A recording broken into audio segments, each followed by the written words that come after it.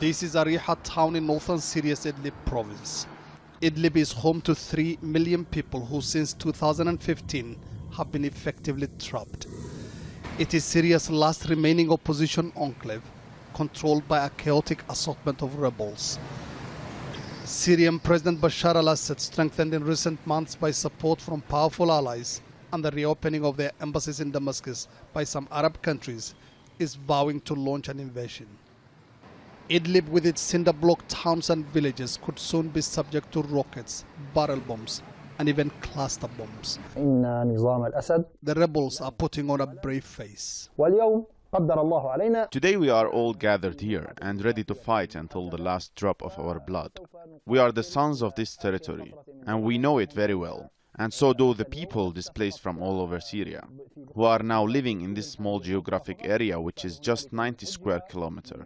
Nothing will make us lose our resolve to fight on.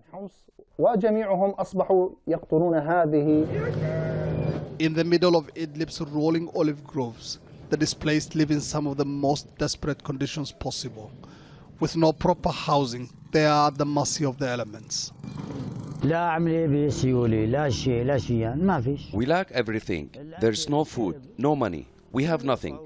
The winter and floods are making life even more difficult. When it gets a little windy, our tents just fly away.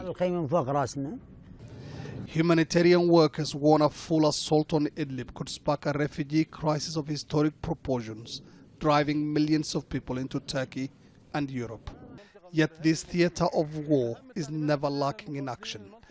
In another corner of northern Syria, fighters loyal to the Turkish allied Free Syrian Army are on the march. They are headed for the Kurdish-held city of Manbij in support of a planned offensive by Turkish forces.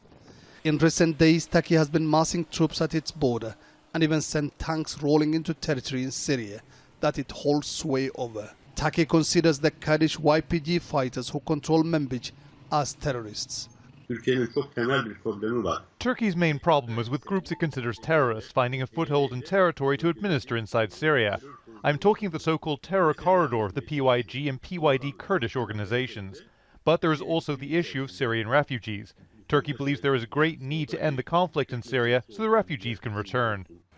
The announcement of a complete withdrawal of US forces from Syria has opened the gates to a scramble by regional powers such as Turkey and Iran to aggressively pursue their interests in Syria.